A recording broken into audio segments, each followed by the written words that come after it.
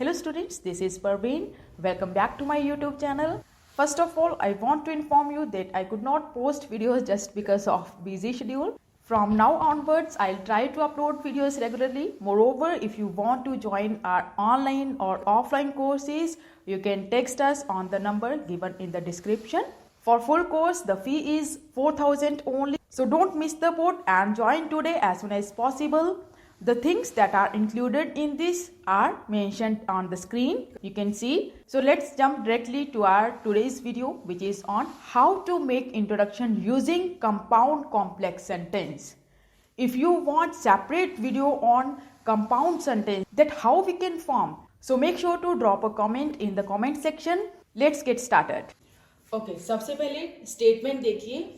Some people claim that there are more disadvantages of the car than its advantages. कहते कुछ लोग claim कर रहे हैं, मीन्स दावा कर रहे हैं कि ज़्यादा नुकसान है. डिसएडवांटेजेस पहले लिखा है उन्होंने, किस चीज़ के? कार के. than its advantages मीन्स जो कार्स हैं उनके नुकसान ज़्यादा हैं इसके एडवांटेजेस के. फिर लिखा डू यू अग्री और डिसअग्री, कि आप अग्री करते हो या फिर डिसअग्री करते हो. कि अगर तो अग्री हो फिर तो आप बोल रहे हो कि हाँ इसके नुकसान ज्यादा हैं. अगर आप बोल रहे हो कि डिसअग्री हो, कि आप डिसअग्री करते हो कि नहीं इसके नुकसान ज्यादा नहीं है, फिर आप बोल रहे हो कि इसके जो एडवांटेजेस हैं वो ज्यादा हैं. अब आपने जब भी कोई भी स्टेटमेंट आती है तो पहले उसका कीवर्ड देखिए. अब ये देखिए कि कीवर्ड कौन सा है? कार्स. क्योंकि ना तो इसमें हम डिसएडवांटेजेस को कीवर्ड रख सकते हैं ना ही इसको एडवांटेजेस को, तो हमारा जो कीवर्ड निकला वो कार्स का है. तो जब भी आपने इंट्रोडक्शन लिखनी है, ध्यान से देखना कि इंट्रोडक्शन को कैसे हमने सॉल्व करना है. फर्स्ट आपका स्टेप सभी को पता है, जिसको हम बोलते हैं बैकग्राउंड इंफॉर्मेशन भी बोल सकते हो, जहां पे बैकग्राउंड सेंटेंस भी बोल सकते हो इसको आप. ये आपका फर्स्ट स्टेप है, जिसको आप जर्नल लाइन भी बोलते हो, हुक लाइन भी बोलते हो. देन सेकंड स्टेप है आपका पैराफ्रेजिंग का, कि मीन्स किसको पैराफ्रेज करना है. जो आपको स्टेटमेंट मिली है, जो स्टेटमेंट है उसी को पैराफ्रेज करना है. ये नहीं कि हाँ बस जर्नल लाइन ऐड की बस उसके बाद पैराफ्रेजिंग खत्म कर दी, नहीं. देन थर्ड स्टेप आपका थीसिस स्टेटमेंट का रहेगा. थीसिस स्टेटमेंट होता है जो क्वेश्चन पूछा गया है. यहाँ पे क्वेश्चन क्या है आपका? डू यू अग्री और डिसअग्री. ये आपका क्वेश्चन है और ये आपका स्टेटमेंट है. और इंट्रोडक्शन का पहला जो मैंने बोला background sentence means general line, वो किस पे आएगी? पहले इसके स्टेप 3 हैं, background sentence, paraphrasing, then thesis statement. अब देखते हैं जब हमने जर्नल लाइन, कि ये सब लिखते हैं है ना, dash plays an important role in everyone's life, या फिर it plays a vital role in everyone's life. अब इसको हमने खत्म करना है. अब उससे प्लीज किसी ने भी अपना हुक लाइन को स्टार्ट नहीं करना है, इसको खत्म कीजिए आज से. अब हम देखेंगे कि हुक लाइन को कैसे फॉर्म करना है हमने इंप्रेसिव वे में. पहले आपने कीवर्ड ढूंढना है. जब आपने कीवर्ड फाइंड आउट किया, जैसे हमारा इसमें कीवर्ड क्या है? कार्स, द कार, ये हमारा कीवर्ड आया. अब इसको हमने कंपाउंड प्लस कॉम्प्लेक्स सेंटेंस के साथ फॉर्म करना है. कंपाउंड सेंटेंस क्या होता है? कंपाउंड सेंटेंस है जब आप 2 या फिर 3 सेंटेंसेस से ज्यादा अगर हो, मतलब एक सेंटेंस ना हो, 2 हो, 3 हो, 4 हो, 5 जितने भी हैं, उनको जब हम कंबाइन करके एक सेंटेंस में कन्वर्ट करते हैं उसको बोला जाता है कंपाउंड सेंटेंस. दोबारा देखिए, पहले कीवर्ड ढूंढना है जो हमें मिला द कार. देन उसके बाद हमने जो हुक लाइन लिखने, क्योंकि मैंने मेंशन किया यहाँ पे, वो आपका होना चाहिए कंपाउंड प्लस कॉम्प्लेक्स सेंटेंस के साथ. कंपाउंड सेंटेंस क्या होता है? जो हम 2, 3, 4 जितने भी सेंटेंसेस है, एक नहीं होना चाहिए, उनको कंबाइन करके एक सेंटेंस में कन्वर्ट करते हैं, उसको कंपाउंड सेंटेंस बोला जाता है. इसका रूल है रिलेटिव क्लॉजेस के साथ. Relative clauses means which, that, who. ये 3 ही यूज करने हैं जब आपने कंपाउंड सेंटेंस मेंशन करना है.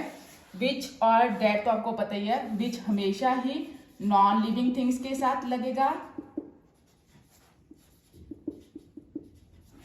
जो दैट है वो आप लोगों के साथ भी लगा सकते हो, नो डाउट। आप इसको लिविंग थिंग्स के साथ भी लगा सकते हो, लेकिन ये डिपेंड करेगा कि किस केस में लगेगा। ऑलमोस्ट ये भी आपका नॉन लिविंग के साथ ही लगता है, लेकिन बहुत केसेस में ये लिविंग थिंग्स के साथ भी लगता है, लेकिन वो उसका अलग से केस है कि किस केस में लगेगा। हु तो सभी को पता है कि ये तो लोगों के साथ ही लगता है। जैसे एनिमल्स हो गए, वहां पे भी यूज कर सकते हो। पीपल, चिल्ड्रन, स्टूडेंट्स, टीचर्स, वहां पे आप हु यूज कर सकते हो। विच नॉन लिविंग थिंग्स के साथ सिर्फ और सिर्फ नॉन लिविंग थिंग्स। दैट आप लिविंग थिंग्स के साथ भी यूज कर सकते हो, means people, that are, this. Then इसको आप नॉन लिविंग थिंग्स के साथ भी यूज करोगे, लेकिन हु का केस हमेशा ही लिविंग थिंग्स के साथ रहेगा। इसमें प्लीज इसको ये नहीं लिखना technology who plays important role, फिर वो रॉन्ग हो जाएगा। अब देखिए कि कंपाउंड के साथ हमने कार वाला कैसे लिखना है। ओके, अब हम बात करेंगे कि जो हुक लाइन है वो आपके कीवर्ड के अकॉर्डिंग आएगी, और हमारा कीवर्ड क्या है वो हमें पता ही चल गया, द कार। अब इसको हमने कंपाउंड सेंटेंस के साथ लिखना है। कंपाउंड सेंटेंस है क्या, वो ऑलरेडी मैंने आपको क्लियर कर दिया है कि कंपाउंड सेंटेंस होता क्या है, इसका रूल भी बताया। विच, दैट, हु। कंपाउंड सेंटेंस में ये 3 रिलेटिव क्लॉजेज से ही आपका सेंटेंस बनेगा, जिसके साथ आप एडिशनल इंफॉर्मेशन ऐड कर सकते हो। जैसे अब हमने हुक लाइन लिखनी है इस इंट्रोडक्शन की, तो हमारा कीवर्ड पहले आएगा। जो भी आपको कीवर्ड मिलता है स्टेटमेंट में से उसको पहले लिखिए, देन उसके बाद कॉमा है, कंपल्सरी है जो कि, फिर आप ये देखिए कि विच आएगा, दैट आएगा, हु आएगा। अब द कार के साथ तो हु नहीं लगा सकते ना हम, तो हमने लिखा विच, क्योंकि the car non living thing है, ये लिविंग थिंग नहीं है। तो उसके बाद यहाँ पे जो सेंटेंस आएगा वो कार्स को रिप्रेजेंट करेगा कि कार्स हैं क्या, मीन्स एडिशनल इंफॉर्मेशन ऐड करेंगे यहाँ पे हम कि कार्स हैं क्या। The car comma which is universally recognised as the ubiquitous means of transportation. Transport भी लिख सकते हो, ट्रांसपोर्टेशन भी लिख सकते हो, आपकी इच्छा है आपने क्या मेंशन करना है। इसमें थ्रू आउट मैनी, मैनी की जगह पे आप मेजर भी लिख सकते हो, major parts of the world. जब भी आपने वर्ल्ड लिखना है या फिर ग्लोब लिखना है तो हमेशा उसके साथ द वर्ड यूज होगा, सोसाइटी के साथ भी होता है। फिर हमने कॉमा लगाया, ये है हमारा कंपाउंड सेंटेंस, क्योंकि हमने यहाँ पे एडिशनल इंफॉर्मेशन ऐड की है। The car comma which is, car singular है तो इसीलिए इज आया।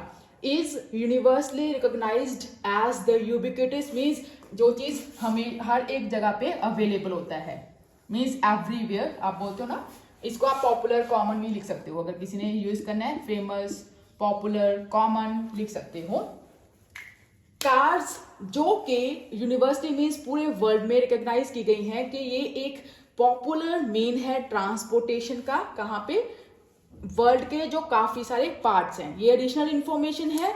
उसके बाद स्टेटमेंट में क्या था कि इसके नेगेटिव्स ज्यादा है, लिखा था ना उन्होंने कि जो कार्स है उसके डिसएडवांटेजेस ज्यादा है एडवांटेज के। फिर वो चीज यहाँ पे आएगा, मीन्स आपकी जो पैराफ्रेजिंग है वो आपने ऐड करनी है यहाँ पे। पैराफ्रेज में क्या लिखना है, उन्होंने लिखा कि जो कार्स हैं उसके नुकसान ज्यादा हैं एज कंपेयर टू उसके जो फायदे हैं। तो अब क्या लिखा, पैराफ्रेज जब करोगे तो वो यहाँ पे होगी उसकी पैराफ्रेजिंग।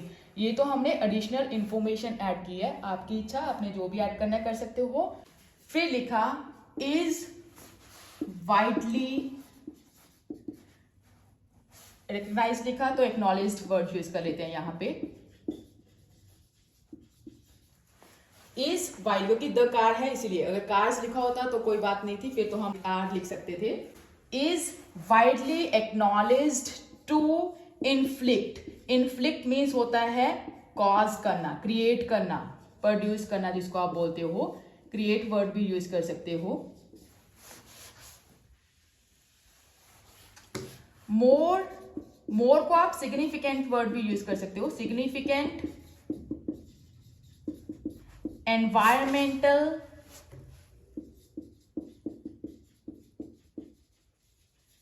डैमेज, देन, THAN आएगा, ई नहीं आएगा, वो टाइम के लिए लगता है, देन बेनिफिट्स।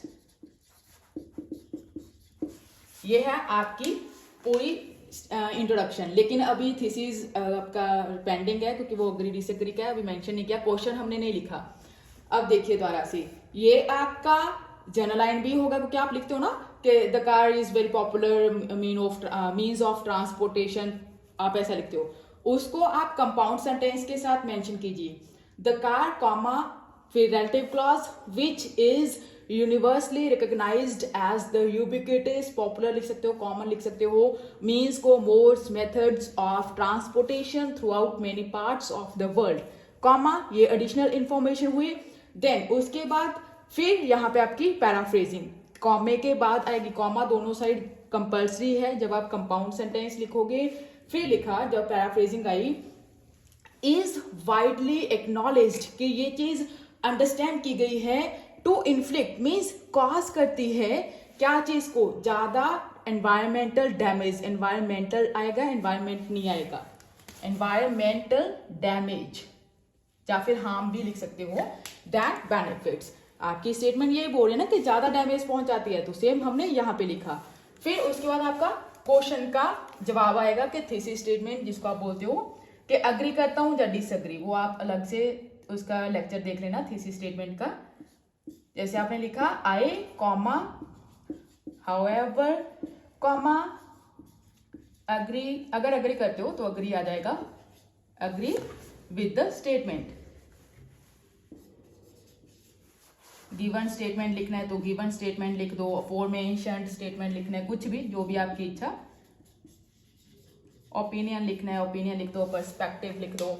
और इस केस में आई कॉमा हाउएवर कॉमा, दोनों साइड कॉमा ही आएगा। अग्री, अग्री कर रहे हो तो आप ये बोल रहे हो कि हाँ कि जो कार्स है वो ज्यादा डैमेज पहुंचाती हैं, इसके फायदे ज्यादा नहीं होते, अग्री विद द स्टेटमेंट। अगर डिसअग्री हो तो मीन्स आप बोलोगे कि इसके नुकसान, फायदे ज्यादा है, नुकसान नहीं है इतने। बाकी आपका इच्छा, जैसे भी आप लिखना चाहो लिख सकते हो। I hope everything is clear, and if you want more videos related to task 2, task 1 reading, please stay tuned.